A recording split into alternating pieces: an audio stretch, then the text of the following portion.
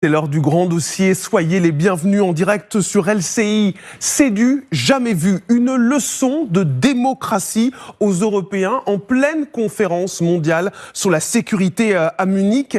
J.D. Vance, le vice-président américain, nous accuse, nous Européens, d'avoir renoncé à nos valeurs les plus fondamentales.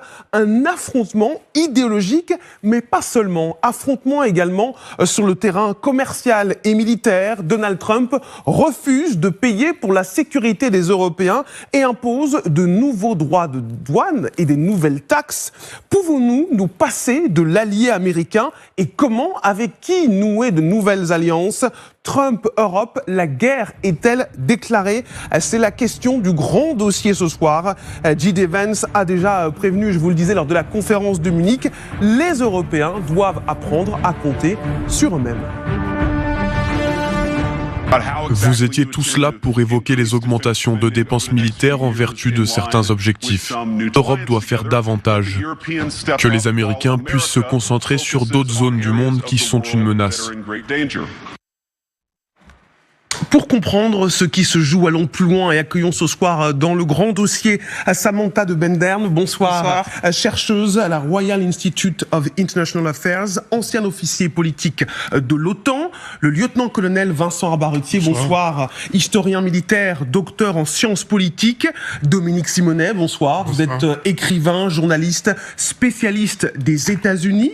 Vincent Crouzet, bonsoir. Expert en renseignement, auteur de Comment vivre dans un monde en guerre, aux éditions La Jeune Martinière. Yves Doutrio, bonsoir. Vous êtes ex-ambassadeur de France à l'OSCE, représentant permanent adjoint de la France à l'ONU. Vous connaissez très bien les États-Unis, vous y avez vécu, travaillé. Quelques années. Merci d'être avec nous en direct sur LCI. Une image pour commencer, qui appartient peut-être déjà à l'implication passée des États-Unis en Europe. Pete Hegseth, secrétaire à la défense des États-Unis, en visite en Pologne ce matin auprès des troupes américaines stationnées dans le pays. Il faut dire que 10 000 militaires américains sont actuellement en rotation en Pologne. Ce sont les chiffres qui appartiennent aux départements américains. Et peut-être que demain, les Américains retireront ces troupes des États-Unis de Pologne, car ces troupes, ce n'est donc le maintien de ces troupes en Europe, elle n'est désormais plus la priorité pour les Américains. Allons justement plus loin avec vous, Kadi. Vous nous avez rejoint sur un état des lieux de la présence américaine en Europe. Qu'est-ce que ça représente ? En fait, globalement, Marie-Aline, il faut avoir en tête déjà que les États-Unis, ils disposent en fait de 750 bases militaires à travers le monde. C'est sur 80 pays.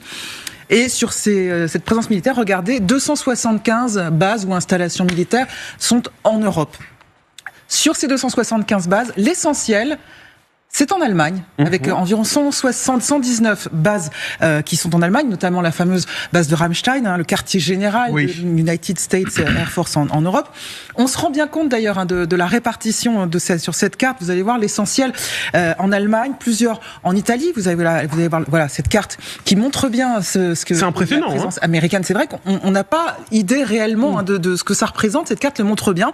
Vous voyez donc beaucoup en Allemagne, au Royaume-Uni, aux Pays-Bas, en Belgique, en Turquie, en Pologne ou encore en Roumanie et l'Angleterre, je vous l'ai dit, et notamment une base aérienne, comme vous le voyez sur cette carte, surtout dans l'Est, dans le sud-est de l'Angleterre, Marie-Aline. C'est très clair, cette carte des bases américaines en Europe, plus précisément concernant la répartition des militaires. Alors là aussi, vous allez voir dans le détail, on parle de 100 000 militaires sur le sol européen, les soldats américains.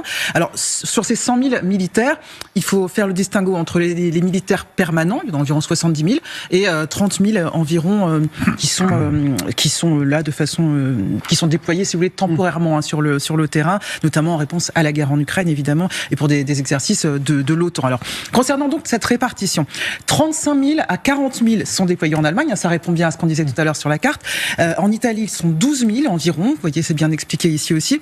Au Royaume-Uni, ils sont 10 000. Idem pour la Pologne, vous l'évoquiez à l'instant, Marie-Aline. La Pologne qui est devenue un point stratégique, évidemment, majeur, depuis notamment 2014, par rapport à la présence croissante pour dissuader, évidemment, la Russie.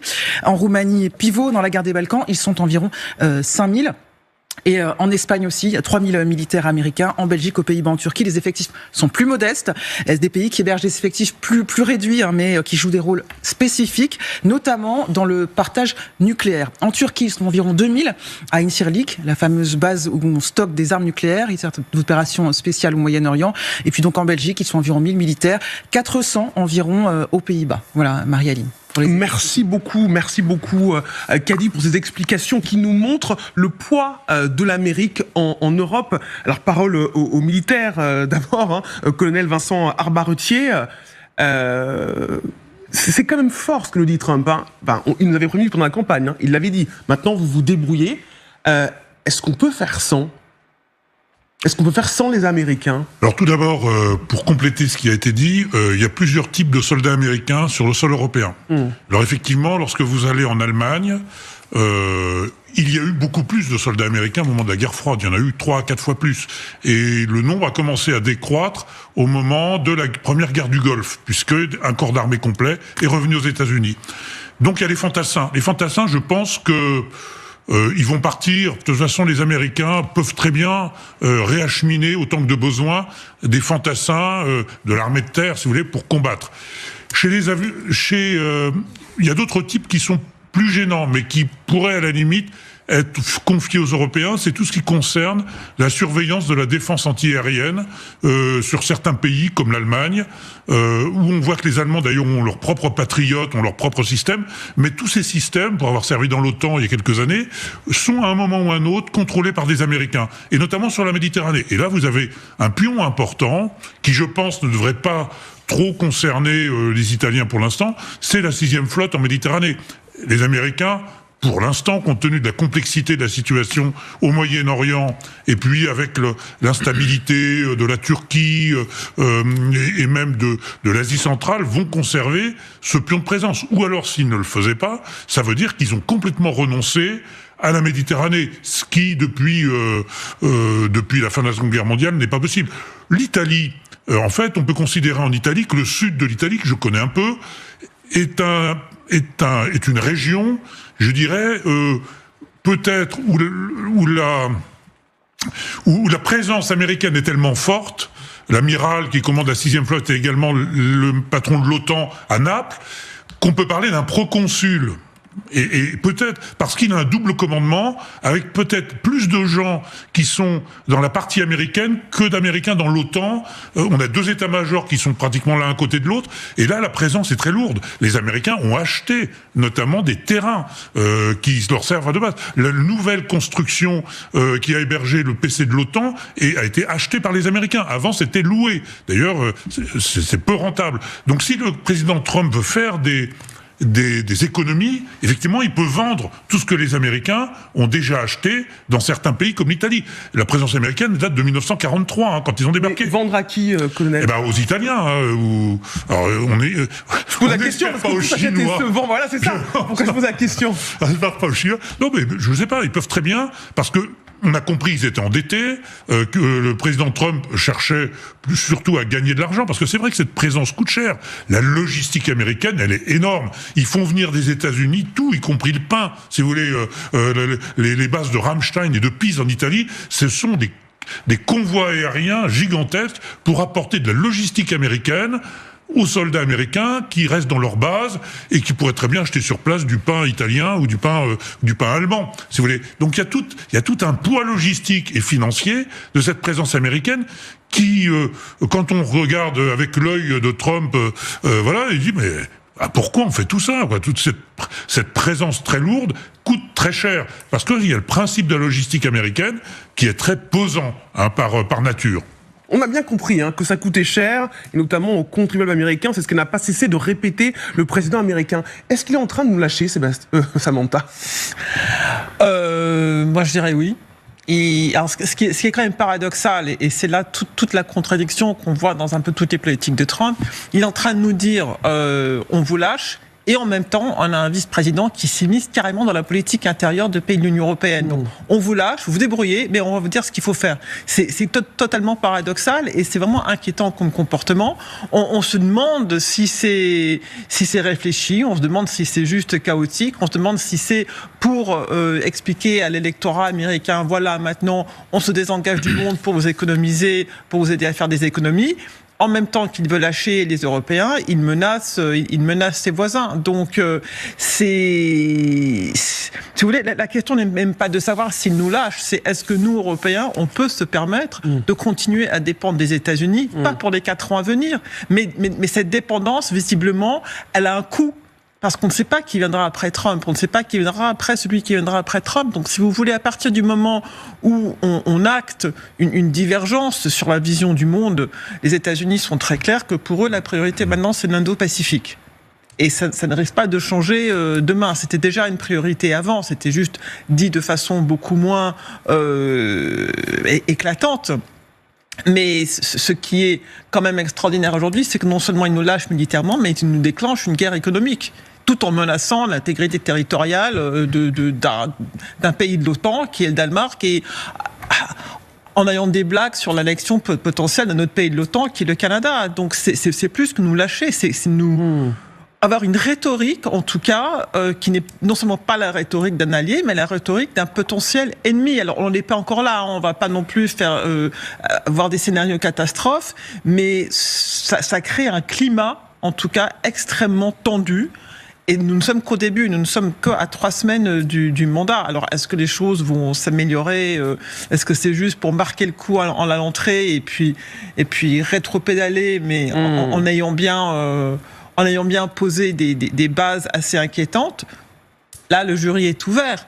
Mais en tout cas, à mon sens, ça ressemble à, en tout cas, être lâché, oui.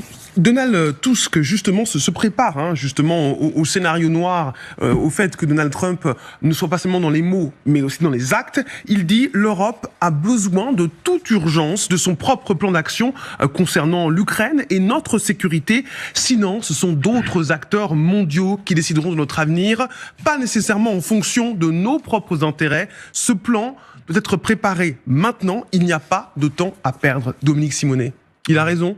Bien sûr qu'il a raison, c'est plus qu'urgent. On a vu depuis quelques mois, voire depuis quelques années d'ailleurs, à la fois d'un côté Vladimir Poutine et Donald Trump, bien avant qu'il soit président, annoncer ce qu'ils allaient faire et ce qu'ils voulaient. C'est-à-dire, Donald Trump a carrément repris, d'ailleurs, ces jours-ci, l'argumentaire du Kremlin, c'est-à-dire pour l'Ukraine, une démilitarisation de l'Ukraine, une interdiction d'être dans l'Union européenne, évidemment dans l'OTAN, avec l'idée de Vladimir Poutine de repousser les frontières de l'OTAN et de recréer une zone d'influence impériale, je dirais, dont Vladimir Poutine est nostalgique. Et on voit les conseillers et les ministres de Trump totalement aller dans ce sens, parce que maintenant c'est du concret, c'est pas simplement des paroles. Donc il faut pas être surpris de ce qui se passe depuis quelques heures.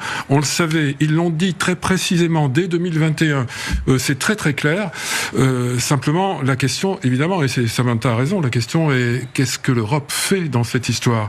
Et on voit que l'Europe est un peu seule. On voit que J.D. Vance, on en parlera peut-être tout à l'heure, oui, a sérieusement secoué les représentants des pays européens d'une manière assez peu courtoise, et on voit que la réponse, elle doit effectivement être extrêmement urgente, parce que il s'agit, là la question est grave, parce qu'il s'agit vraiment de la sécurité de l'Europe.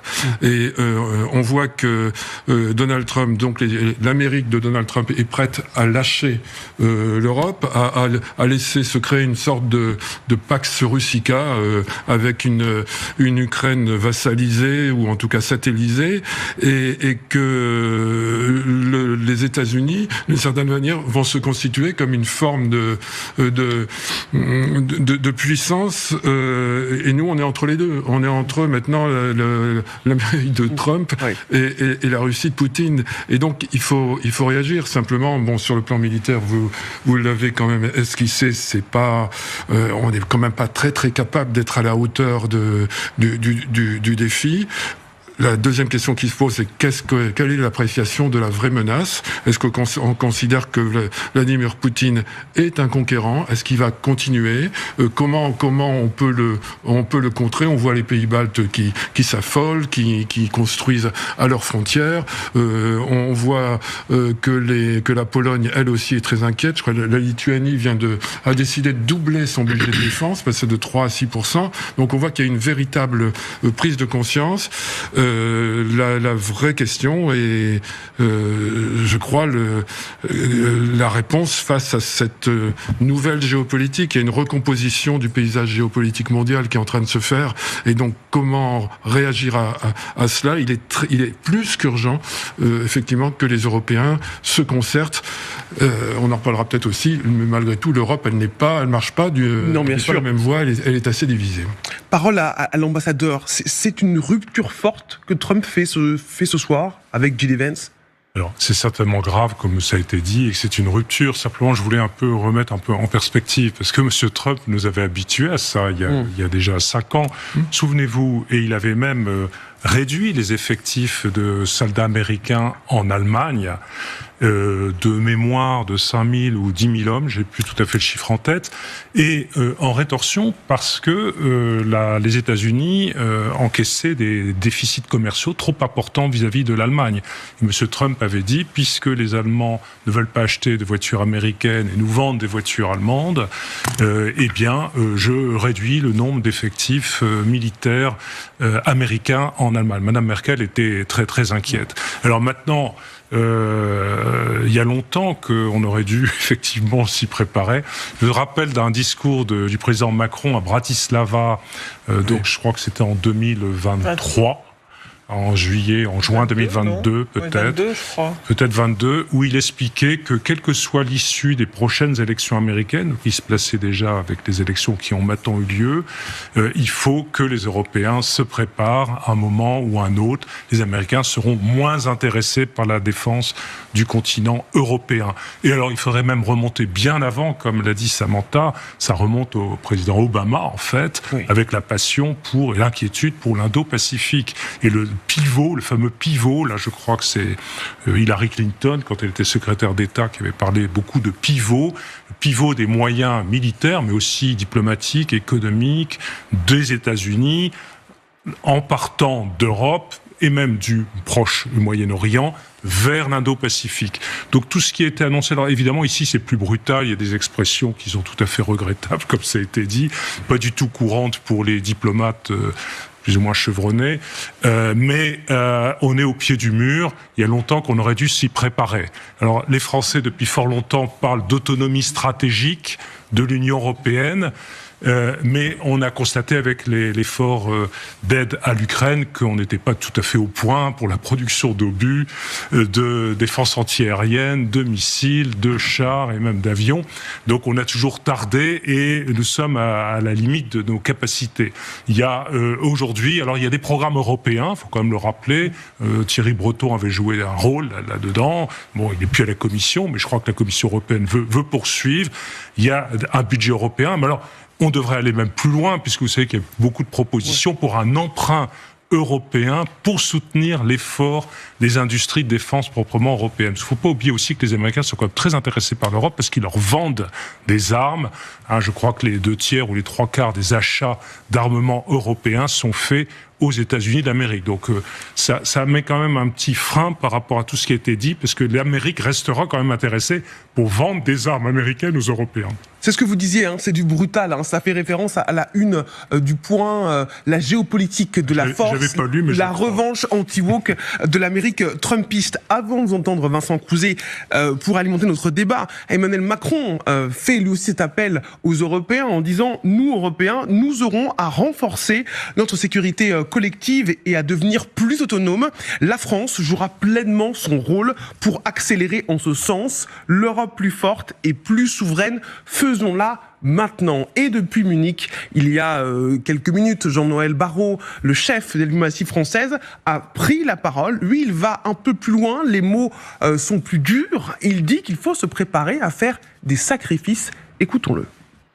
Nous ne voulons pas, dans les années qui viennent, que la ligne de front se rapproche de nous. Et je ne parle pas que de la menace que présente aujourd'hui la Russie. Je parle de toutes les menaces qui pourraient guetter l'Europe. Si les pouvoirs autoritaires ici ou là sentent que l'Europe est démunie, qu'elle n'est pas capable de se défendre, alors nous allons devoir nous acquitter d'efforts créateurs beaucoup plus importants que tout ce que nous avons fait jusqu'à présent. Et il faut nous y préparer parce qu'il nous faudra faire face à des choix difficiles, à des décisions compliquées, peut-être même à des sacrifices auxquels nous ne nous attendions pas jusqu'à présent, si effectivement cette sécurité doit être assurée.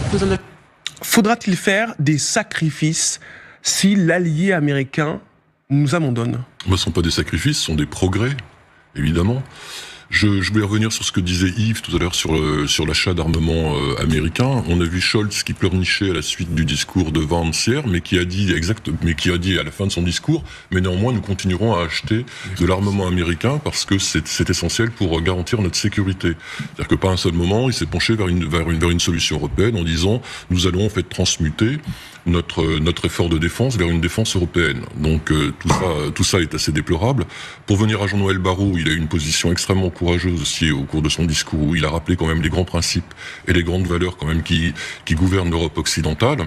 Et d'après les informations que nous donnait Samantha tout à l'heure hors plateau, apparemment Emmanuel Macron voudrait rassembler de toute urgence des chefs d'État et de gouvernement demain à Paris pour prendre une position commune, parce que suite quand même au discours lamentable, agressif de Vance sur l'Europe, à ma connaissance, il n'y a pas eu de communiqué de la part de l'Union européenne et de Madame van der Leyen. S'il y en a eu un ? Non, il y en a pas eu. Il y a eu des prises de parole individuelles, mais pas de réponse commune. Marie-Aline, vous vous rendez compte ?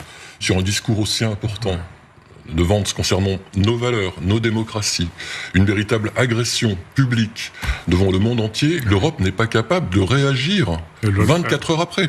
C'est tout de même hallucinant. Il faut un sommet européen pour ça. Et voilà. Si c'est au niveau des chefs d'État et de gouvernement, il faut un sommet. Elle peut quand même très rapidement prendre le pouls auprès de ses homologues, de ses pairs chefs d'État, et tout de même établir un communiqué en moins de 24 heures. Ce serait pas la présidente, ce serait d'ailleurs le président du Conseil européen, c'est-à-dire l'ancien Premier ministre portugais, M. Costa. Lui peut s'exprimer au nom du Conseil européen. Ou la ministre des Affaires étrangères, Kaja Kallas. Oui, mais non.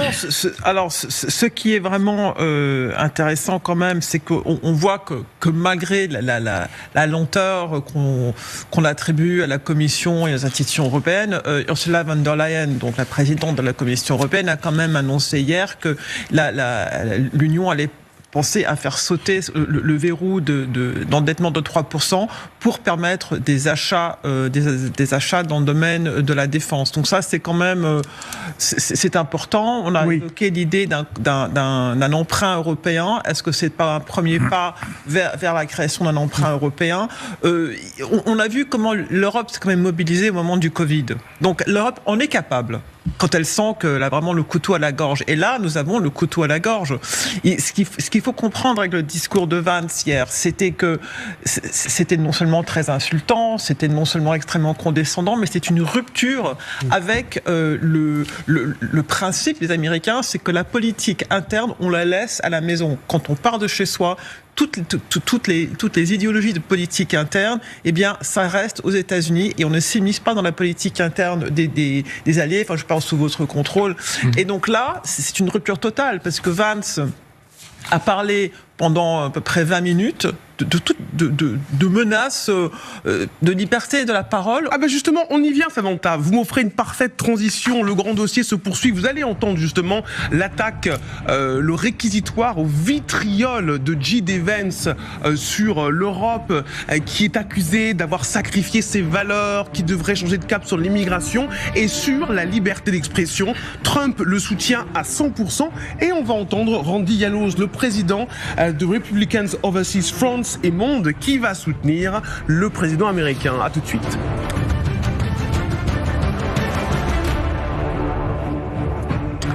Le grand dossier se poursuit, consacré ce soir à cette question. Trump-Europe, la guerre est-elle déclarée face au désengagement américain, notamment sur le dossier ukrainien, notamment sur la question de la défense européenne? Emmanuel Macron a réagi et il va organiser lundi une réunion à Paris entre dirigeants européens pour répondre justement à ce désengagement européen. Comment l'Europe peut prendre le relais et justement essayer d'aider l'Ukraine face à Trump et face à Poutine. On va y revenir dans ce grand dossier, mais d'abord, on va parler de cette guerre idéologique déclarée par les Américains aux Européens. J.D. Vance, le vice-président américain, qui a fait la leçon aux Européens, une leçon de démocratie et de valeurs, nous accusant d'avoir renoncé à nos valeurs les plus fondamentales, de ne pas nous préoccuper de la vraie menace en Europe, la perte de la liberté d'expression. Et Donald Trump approuve à 100%. Pour moi, la principale menace vis-à-vis de l'Europe, ce n'est pas la Russie, ce n'est pas la Chine, ce n'est pas un acteur d'une nature externe. Ce qui me préoccupe, c'est la menace intérieure, la retraite de l'Europe vis-à-vis de certaines valeurs fondamentales, de valeurs communes avec les États-Unis. En Grande-Bretagne et dans toute l'Europe, la liberté d'expression est en recul. Je le crains. J'ai entendu son discours. Vous parlez du discours de J.D. Vance, n'est-ce pas ? J'ai entendu son discours et il a parlé de la liberté d'expression. Et je pense que c'est vrai en Europe. Ils sont en train de perdre leur merveilleux droit à la liberté d'expression. C'est ce que je constate. Je pense qu'il a fait un très bon discours. Un discours très brillant, oui. Dans ce débat, Randy Yalos, bonsoir, nous rejoint. Bonsoir, vous êtes président de Republicans Overseas France et Monde. Vous êtes donc un pro-Poutine, hein, vous êtes un républicain. Merci d'être avec nous en direct sur LCI. Pro-Trump. Je fais souvent le lapsus. Pardonnez-moi. C'était pro-Trump, évidemment. Ils se rapprochent tellement tous les deux. Vous aurez parfaitement, évidemment, rectifié et traduit en plateau. C'était un réquisitoire au vitriol, hein, un réquisitoire contre les valeurs perdues de l'Europe. Est-ce que c'est une guerre idéologique que les Américains nous déclarent, enfin que la Maison-Blanche nous déclare, en disant, voilà, il y a une guerre de civilisation, nous les Américains, nous défendons les valeurs de la famille, les valeurs fondamentales, et pas vous, Européens? J'estime qu'aujourd'hui, il voulait donner sa vision du monde et que aujourd'hui les Européens ont décidé qu'ils ne sont pas d'accord avec la vision de l'Amérique et qu'ils sont là aussi pour laisser ouvert la liberté d'expression à travers les réseaux sociaux et qu'aujourd'hui on voit que les autorités européennes emploient l'usage de la désinformation comme moyen d'empêcher la liberté d'expression, que ce soit pour les catholiques, pour ceux qui sont de droite, etc. Et on imite certaines voix au sein de l'Union européenne, et c'est cela qu'il a critiqué. Aujourd'hui, j'estime que le vice-président Vance a envoyé un message à ses homologues européens pour leur dire « Attention, il y a une autre vision, et aussi il faut être ouvert à cette autre vision ». Il a certainement aussi parlé de l'interférence dans l'élection roumaine, et ça c'est très important. C'est-à-dire qu'ils ont pu faire annuler les élections, et même M. Thierry Breton a dit que grâce à notre intervention, on a fait annuler les élections en Roumanie, et si besoin, on le fera en Allemagne. Donc, vous pouvez voir comment cela est consternant, et que cela fait craindre la disparition progressive de la liberté d'expression et l'interférence des autorités européennes dans les élections libres de nos démocraties. Randy Yalloz, concrètement, expliquez-nous en quoi les Européens limitent, censurent la liberté de parole. Vous avez la parole, tous les courants ont la parole. En revanche, il y a une maîtrise, évidemment, de la parole. Si c'est une parole haineuse, si c'est une parole raciste, et c'est ce qu'a toujours dit Thierry Breton. Madame, vous catégorisez tout ce qui est communication qui est non conforme avec les dogmes européens et les normes européennes comme discours de haine. Excusez-moi, s'il y a des personnes qui ne sont pas d'accord avec la ligne de la bien-pensance, cette ligne est censurée. Comme on voit en Roumanie, qu'est-ce qui s'est passé? Il y avait des publicités en ligne qui étaient achetées via les réseaux sociaux pour quelques centaines de milliers d'euros.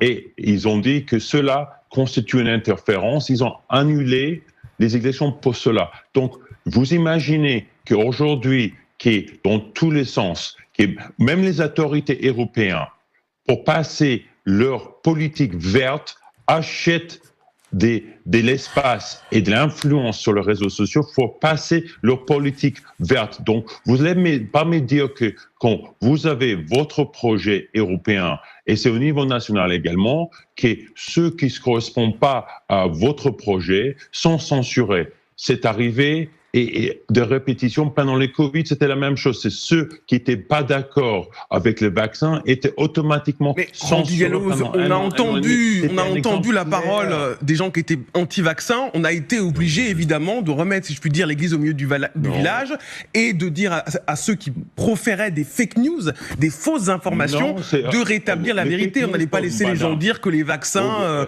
entraînent des maladies sans aucune preuve. On censuré l'origine des... C'est consternant. Disons, c'est venu pas descendre à Wuhan. Randy Yalloz, vous restez avec nous. On distribue aussi la parole en plateau. Je vois Dominique Simonet, Samantha de Bernern.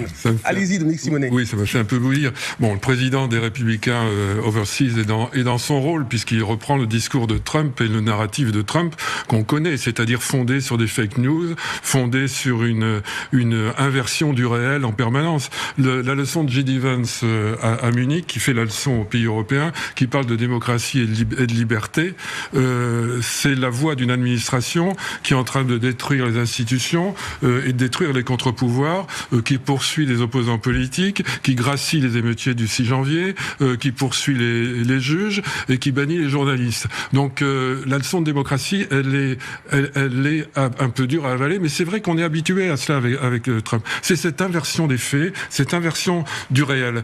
Et derrière cela, il y a quelque chose de fondamental et de plus important. Vous parliez de guerre idéologique, mais c'est vrai qu'il y a deux manières de voir les choses, parce que J.D. Vance parle de démocratie sans arrêt, démocratie, liberté. Mais qu'est-ce que ça veut dire pour lui, la démocratie? La démocratie, ça veut dire la légitimité du peuple. C'est vrai que Donald Trump et J.D. Vance ont été élus de manière légitime, avec la majorité des voix, c'est incontestable, et c'est l'expression de la majorité du peuple américain. Mais la démocratie, c'est pas que cela. La démocratie, c'est l'état de droit aussi. Et l'état de droit, c'est-à-dire qu'on respecte les principes, on respecte les valeurs, on respecte les lois, on respecte les institutions. Ce que ne fait pas en ce moment l'administration Trump.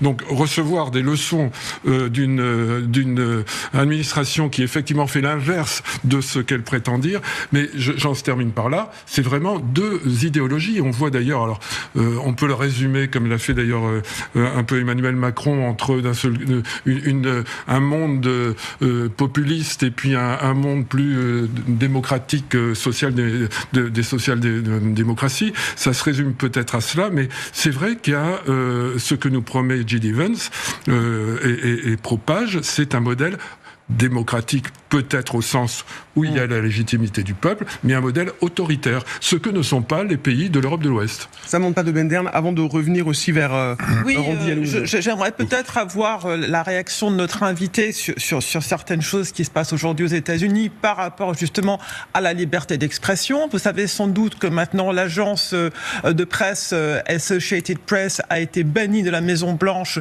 et de la base de Air Force One parce qu'il refuse d'appeler le golfe du Mexique Mexique, golfe de l'Amérique, alors que si vous voulez, légalement dans le monde, ça reste le golfe du Mexique. Est-ce que c'est pas une forme de censure? Dans les départements, sur les sites internet maintenant du gouvernement américain, il est interdit de parler du réchauffement climatique, il est interdit de mentionner LGBT. Ça aussi, c'est une forme de censure. Je suis désolé, c'est un petit peu l'hôpital qui se moque de la charité. Et surtout, je voudrais aussi vous rappeler que ce qui s'est passé en Roumanie, c'était après une enquête de l'Union européenne sur l'ingérence russe dans les élections. Et puis quant aux élections maintenant, quant aux États-Unis, tous ceux qui étaient impliqués dans les poursuites pénales contre les auteurs du 6 janvier se voient maintenant déchus de leurs fonctions. Et en plus, excusez-moi, mais le 6 janvier, c'était un refus d'accepter le résultat d'une élection. C'était un refus qui a été accompagné de violence qui n'a pas été condamnée par le président, par l'ex-président à l'époque Trump. Et donc, si vous voulez, en termes de refus d'accepter les élections et en termes de censure et de manque de liberté de parole, je ne vois pas en quoi les États-Unis ont de quoi être fiers aujourd'hui. Alors Randy Yalos vous répond. Est-ce que les Américains sont bien placés pour donner des leçons aux Européens? Bien sûr, parce que les Européens et aussi l'administration Biden ont censuré pendant 4 ans tous les camps de M. Trump et tous les électeurs pendant cette période. Ils ont laissé des personnes pendant des années en prison sans procès par rapport au 6 janvier. Ils ont également ils ont interféré dans les élections et vient d'enlever toutes les autorisations accès aux sécurités nationales aux 51 membres des services de renseignement parce qu'ils ont interféré dans les élections. Ils étaient reconnus que tout ce qui était, ils ont dit que les portables, ordinateurs portables de le jeune Biden n'étaient pas vrais, que c'était une désinformation de la part des Russes et ça s'avérait être une fausse information, c'était délibéré et M. Blinken était à la charge de cette opération. Donc aujourd'hui, ils ont censuré aussi tous les réseaux sociaux aux États-Unis, Facebook, ils ont obligé Facebook, Twitter à censurer les Américains pour leur voix dissidente, sur plein de choses, et ils sont les chrétiens aux États-Unis. Aujourd'hui, M. Vance a expliqué qu'aussi en Europe, on a des problèmes de persécution vis-à-vis des chrétiens. Il a expliqué également comment maintenant M. Musk fait l'objet des poursuites et des enquêtes parce que lui, il s'exprime et il souhaite laisser plus de liberté sur son réseau social. Aujourd'hui, on voit l'Europe utiliser encore, c'est l'ingérence dans les affaires nationales comme en Roumanie. C'était clair. Justement, vous n'avez pas répondu. Vous parlez d'ingérence. Vous m'avez pas répondu. Vous êtes tous coupables de ne pas répondre aux déclarations de M. Berton et disons qu'il a eu raison d'interférer dans les élections roumaines. On va pas refaire l'affaire Thierry Breton. Thierry Breton a dit qu'on a fait annuler des élections parce qu'il y avait des ingérences russes. Ça n'a rien à voir avec le fait de ne pas être d'accord vis-à-vis d'une opinion. Je voudrais qu'on avance parce que le temps file et je voudrais que tout le monde réagisse. Monsieur Randy Yalos, on va pas refaire l'affaire avec Thierry Breton et Musk tous les soirs en plateau. J.D. Vance, il a rencontré hier la chef du parti d'extrême droite allemand AfD, donc en pleine campagne pour les législatives en Allemagne, il y a une semaine du scrutin.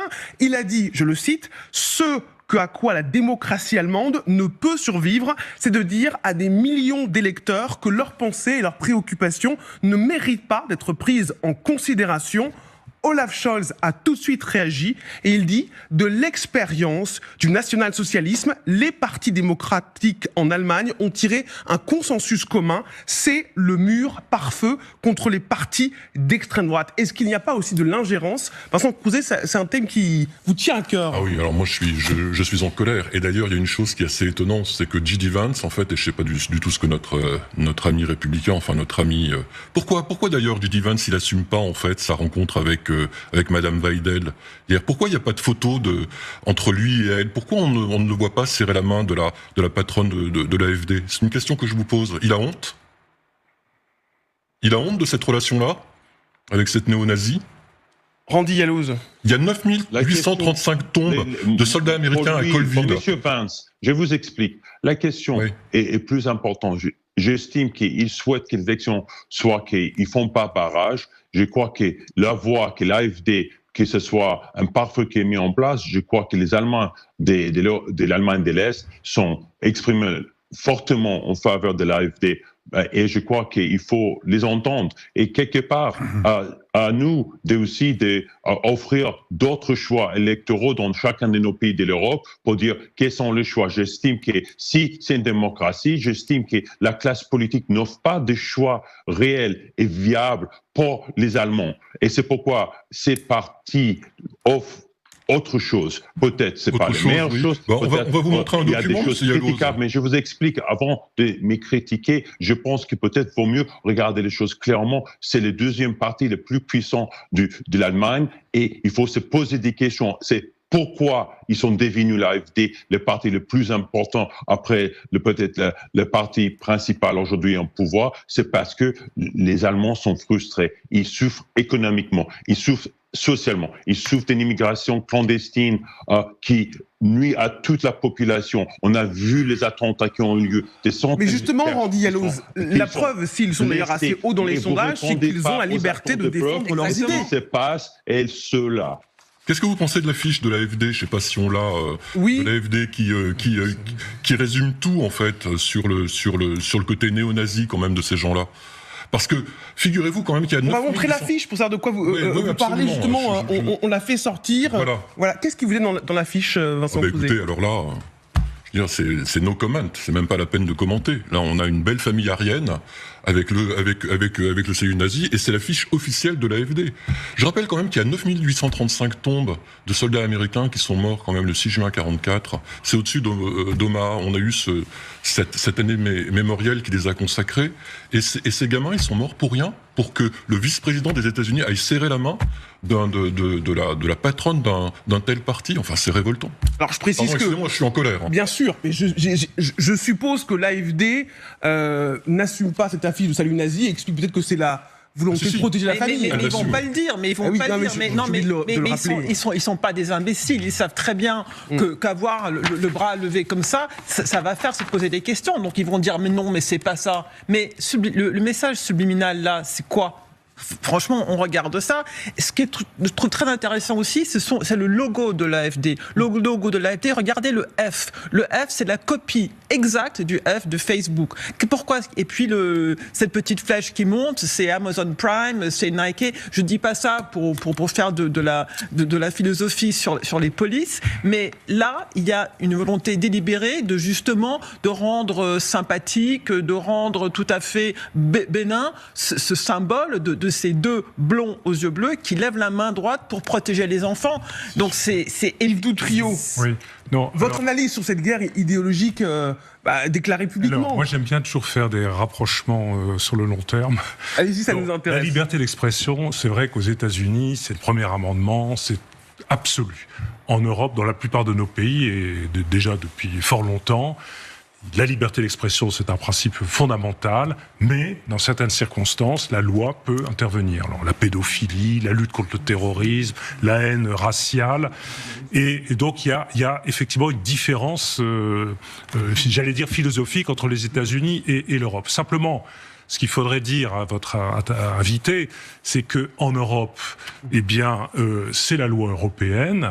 Et en matière de réseaux sociaux, donc nous avons le RGPD, etc., etc. Aux États-Unis, c'est leur affaire. Nous, on ne s'occupe pas de la loi américaine, mais que les Américains ne s'occupent pas de la loi européenne. Alors bien sûr, ça peut affecter, parce que nous savons que l'économie américaine est très numérisée et qu'elle domine le monde numérique. Donc tous les géants de la Silicon Valley sont affectés en Europe, mais seulement en Europe, dans les frontières internes de l'Europe, par les règles qu'on s'est données. Et il faut qu'on fasse respecter nos règles. Ça s'appelle l'état de droit. En Europe, on applique le droit européen. Si les compagnies américaines ne veulent pas appliquer le droit européen en Europe, eh ben, elles peuvent faire l'objet de poursuites. Comme vous savez, il y a un certain nombre de poursuites conduites par la Commission européenne. Alors simplement, un autre point, sur les ingérences électorales venues de la désinformation de la Russie, eh bien, il faut protéger nos systèmes démocratiques contre ces interférences, et c'est ce qu'a décidé la Cour suprême, ce sont des juges en Roumanie.